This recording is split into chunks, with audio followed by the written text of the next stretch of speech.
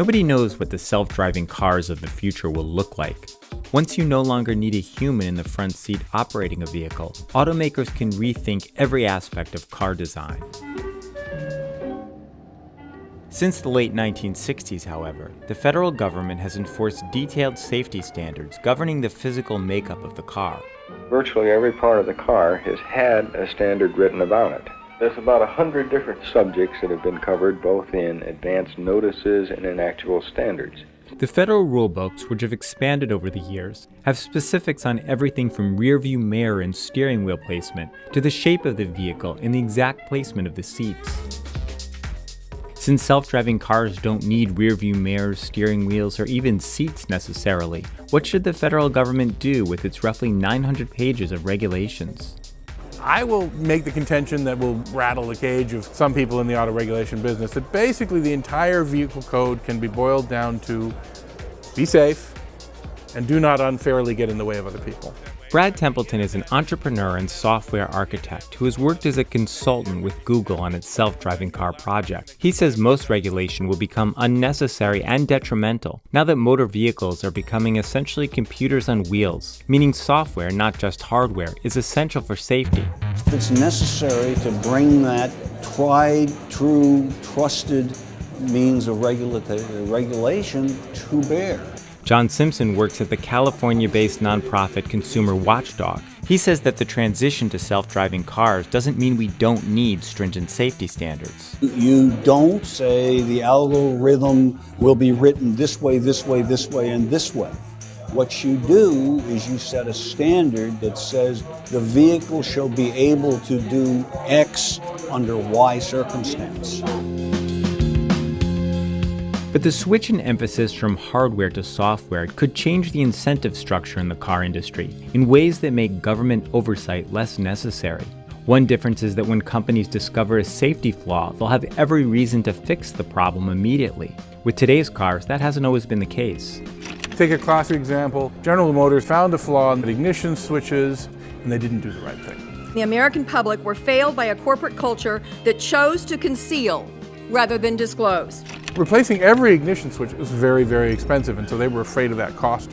But the safety problems of the future will primarily be bugs in software, not hardware, so they'll be fixed by sending ones and zeros over the internet, without the need to return hundreds of thousands of vehicles to the manufacturer. Replacing software is free, so there's no reason to hold back on fixing something. Another difference is that when hardware was all that mattered for safety, regulators could easily inspect a car and determine if it met standards. With software, scrutiny of this sort may be impossible because the leading self-driving car companies are developing their platforms through a process called machine learning. Machine learning certainly doesn't mesh in with traditional methods of regulation or of software development, frankly. With this method, the vehicle recognizes patterns in its environment and refines its own system through driving experience. But machine learning, which is a form of AI, is developed organically, so humans have limited understanding of how the system actually works, and that makes regulators nervous. Templeton fears that our desire to understand and control the underlying system could lead governments to prohibit the use of machine learning technologies. It turns out that they do a better job, but we don't know why. We'll be in this situation of deliberately deploying the thing that's worse because we feel a little more comfortable that we understand it. Good. You should be made to do it. It's as simple as that. John Simpson says extreme caution is warranted because software in cars isn't like software in other contexts. It's one thing to test Gmail in beta mode that glitches and you lose your messages and you say, oh, hell's bells, I lost my messages, and software that when it glitches actually might kill you. And I think that's an important distinction to make. That these need to be perfect before we can allow them on the roads is a mindset that has infected a lot of urban planners and a lot of just the general pro-regulation set. Mark Scribner is a senior fellow at the free market think tank, the Competitive Enterprise Institute. He says that it's this mindset that could cost lives on the highway. Delaying self-driving car technology means we are going to see additional deaths that we could avoid if we simply would have allowed these vehicles on the road that are not perfectly safe, but still safer than the cars we have today. The computerization of driving also has an impact on how we build and maintain highways. Some transportation planners say that to prepare for self-driving cars, we need to construct smart infrastructure that communicates directly with vehicles. Templeton says that as driving becomes a software-based industry, the physical highway should mimic the internet. So the internet, we like to call it the stupid network, and that's because a network is really, really simple. When you're talking about cars, you talk about stupid roads and smart cars. You don't try and make the infrastructure smart, you make the infrastructure as basic as possible, and you put the intelligence in the cars where it's being built by lots of competing companies, and that's where you get the pace of innovation that shook the world that the internet had.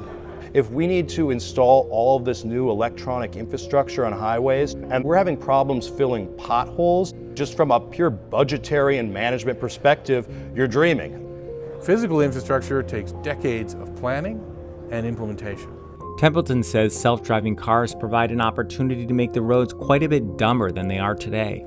You take what infrastructure you do need to have and you move it into the cloud. An example is the maps that Google uses for their car to drive, and they mapped all the roads, so they don't need anybody to paint new lines on the road. They use that virtual infrastructure, much cheaper, much more flexible, much more ability to change your mind about what you want. Auto safety technology driven by the private sector is evolving much more rapidly than the federal regulations. And some of them right now very clearly stand in the way of consumers adopting these safer technologies. The more real danger is that the benefits of this technology will drive us to ignore the necessary safety regulations right now. The impact that computers will have on society is really, really big here. You need a world where people are free to come up with new innovations that everyone else thinks they're crazy.